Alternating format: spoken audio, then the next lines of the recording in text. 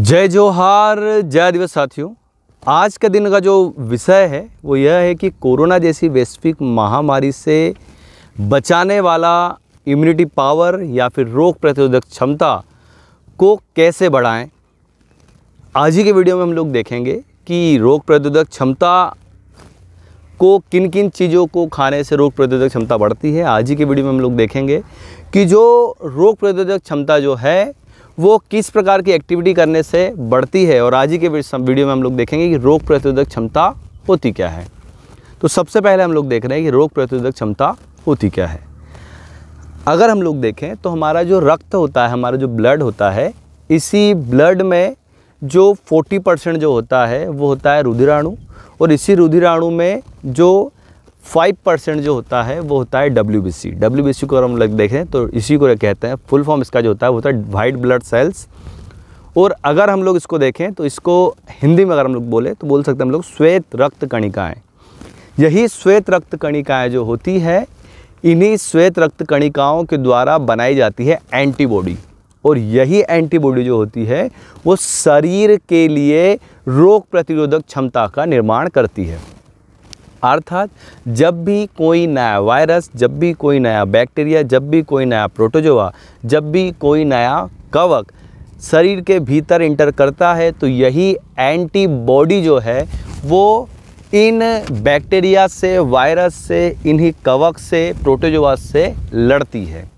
और ये जो एंटीबॉडी जो है ये जितनी ज़्यादा मजबूत होगी, ये जितने ज़्यादा शक्तिशाली होगी, उतना ही अधिक व्यक्ति का रोग प्रतिरोधक क्षमता होगा, या फिर हम लोग बोल सकते हैं कि उस व्यक्ति का इम्यूनिटी पावर होगा। तो अगर हम लोग इस इम्यूनिटी पावर को बढ़ाना चाहते हैं तो सबसे पहले तो हमें ये बनता कैसे है इस पे ध्यान देना होगा। अगर हम लोग देखें WBC को, तो WBC का जो निर्माण होता है, मेनली WBC का जो निर्माण होता है वो होता है प्रोटीन से। और दूसरा होता है, हम लोग बोल सकते हैं कि दूसरा होता है विटामिन C से, इसमें रिक्वायर्ड होता है, विटामिन D रिक्वायर्ड ज़्यादा होता है।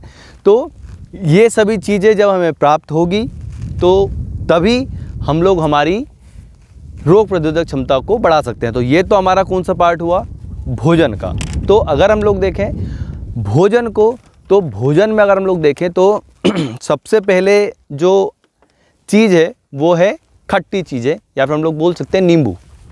नींबू को मैं इसलिए बोल रहा हूँ क्योंकि नींबू जो होता है वो खट्टा होता है, और हर वो चीज़ जो खट्टी होती है उसमें होता है विटामिन C, जिसका नाम है एस्कॉर्बिक एसिड। तो यही जो विटामिन C जो होता है वो हमको मिलता है खट्टी चीज़ों में। हम लोग बोल सकते हैं संतरे में यही हमको देखने को मिलता है, यही हमको इमली में देखने को मिलता है, यही हमको देखने को मिलता है आंवला में। तो ये जितनी भी चीज़ें जो भी विटामिन C प्रोवाइड कराती है, जो भी विटामिन C देती है, यही सभी चीज़ें हमारे लिए वर्तमान समय में खाने के लिए बहुत ही फ़ायदेमंद हो सकती है।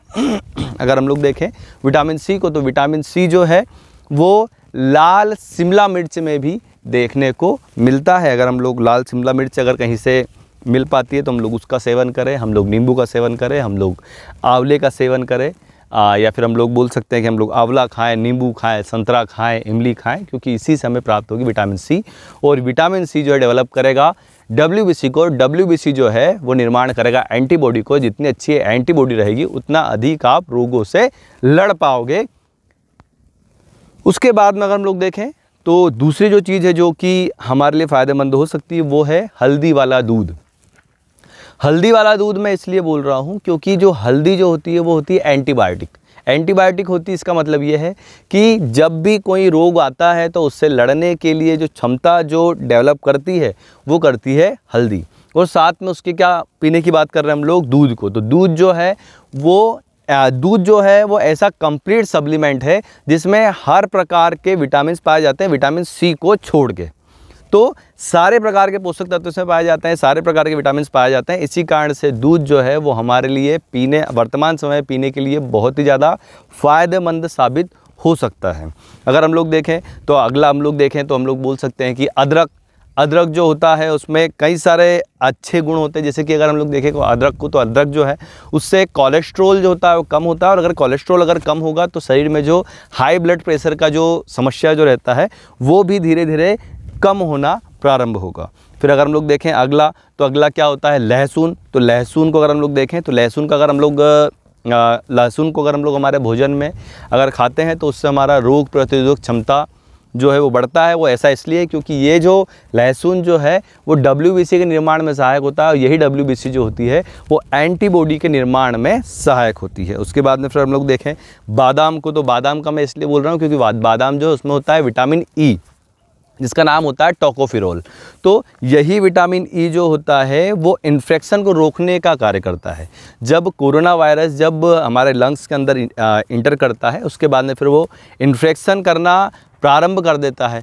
तो इस इन्फेक्शन से बचने के लिए हमें आवश्यकता है कि हम लोग बादाम को अगर अवेलेबल हो पाता है तो बादाम को हम लोग खाएं, जिससे हमको आने वाले समय में बहुत अच्छे रिजल्ट प्राप्त हो सकते हैं। उसके बाद में फिर हम लोग देखें तो हम लोग बोल सकते हैं कि जो फल जो है, फल में सबसे ज़्यादा जो ऐसा फल जो हमेशा ही रोगों से लड़ने के लिए कार्य करता है वो फल है पपीता। पपीता इसलिए बोल रहा हूँ क्योंकि पपीता में प्रचुर मात्रा में विटामिन सी होता है, विटामिन बी होता है, और अगर हम लोग देखें तो हम लोग बोल सकते हैं कि यही विटामिन सी जो है किसका निर्माण करता है, WBC का निर्माण करता है। तो यही WBC का निर्माण जितना अधिक मात्रा में होगा उतनी ही अधिक मात्रा में एंटीबॉडी का निर्माण होगा, और जितनी अधिक मात्रा में एंटीबॉडीज होगी उतना अधिक पावरफुल बनेगा हमारा रोग प्रतिरोधक क्षमता। अगला हम लोग देखें तो अगला जो है वो है पालक। पालक जो है उसमें हम लोग बोल सकते हैं कि इसमें प्रचुर मात्रा में विटामिन सी होता है, और दूसरा पालक में सबसे इंपॉर्टेंट जो सप्लीमेंट होता है वो होता है आयरन। अगर हम लोग देखें हमारे रक्त को, तो रक्त में ही WBC होता है, और रक्त में अगर हम लोग देखें तो यही जो रक्त होता है इसका जो रेड ब्लड सेल्स जो होती है रक्त की, लाल रक्त कणिकाएं जो होती है, तो इस रेड ब्लड सेल को, या फिर हम लोग बोल सकते हैं पूरे रक्त के लाल होने का जो कारण होता है वो होता है हीमोग्लोबिन। तो यही जो हीमोग्लोबिन जो होता है, इस हीमोग्लोबिन में जो हिम जो होता है, ये हिम का निर्माण होता है आयरन से। ऐसा इसलिए बोल रहा हूँ क्योंकि ये जो पूरा जो हिम जो होता है वो आयरन ही होता है, और ग्लोबिन जो होता है प्रोटीन होता है। तो यही हिम और ग्लोबिन मिलके किसका निर्माण करते हैं, लाल रक्त कणिकाओं का निर्माण करते हैं। तो इसीलिए पालक जो है वो हमारे लिए वर्तमान समय में खाने के लिए बहुत ही ज़्यादा फायदेमंद साबित हो सकती है, क्योंकि इसी पालक में विटामिन ए की भी प्रचुर मात्रा मिलती है, जिसका नाम है विटामिन ए का नाम है रेटिनॉल। तो इसकी भी प्रचुर मात्रा देखने को मिलती है। दूसरा हम लोग बोल सकते हैं कि जितनी भी हरी सब्जियां वर्तमान समय में हम लोग देख रहे हैं, तो वो सभी वर्तमान समय में सभी हरी सब्जियों का हम लोग भोजन के रूप में ग्रहण करें, जिससे कि इन हरी सब्जियों से हमें प्राप्त होता है जिंक, और जिंक जो होता है वो हमारे शरीर के लिए बहुत ही ज़्यादा अति आवश्यक होता है। दूसरा जो सोशल मीडिया पे जो चल रहा है वो अंडा चल रहा है। अंडा जो है उसमें विटामिन डी माना जाता है कि विटामिन डी जो है उसमें प्रचुर मात्रा में होता है, और अंडे में प्रोटीन होता है, कैल्शियम होता है।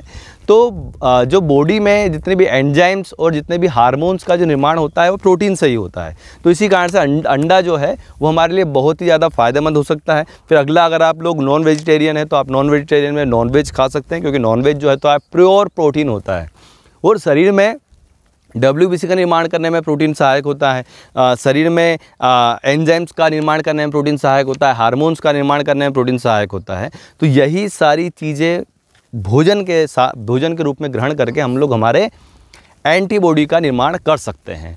दूसरा, हम लोग हमारे एंटीबॉडी का निर्माण, हम लोग हमारे रोग प्रतिरोधक क्षमता का निर्माण कर सकते हैं फिज़िकल एक्टिविटीज़ करके। फिज़िकल एक्टिविटीज़ हम लोग बोल सकते हैं कि अगर आप लोग सुबह से उठ के अगर रनिंग पे जाते हैं, अगर आप सुबह से उठ के अगर आप पुशअप्स करते हैं, वर्कआउट करते हैं, अगर आप सुबह से, अगर आप एक महिला हैं, अगर आप वर्कआउट नहीं कर सकते, अगर आप रनिंग नहीं कर सकते, तो आप घर में योगा भी कर सकते हैं, आप मेडिटेशन कर सकते हैं। तो इससे आपके रोग प्रतिरोधक क्षमता को बहुत ज़्यादा ही मदद मिलेगी। दूसरा, हम लोग जैसे कि हम लोगों ने देखा है कि वर्तमान समय में वे लोग ज़्यादा कोरोना से ग्रसित हो रहे हैं जो कि एसी में रहते हैं, फ्रिज में रहते हैं, कूलर में रहते हैं, एसी में रहते हैं, फ्रिज का पानी पीते हैं, और कूलर में जो रहते हैं।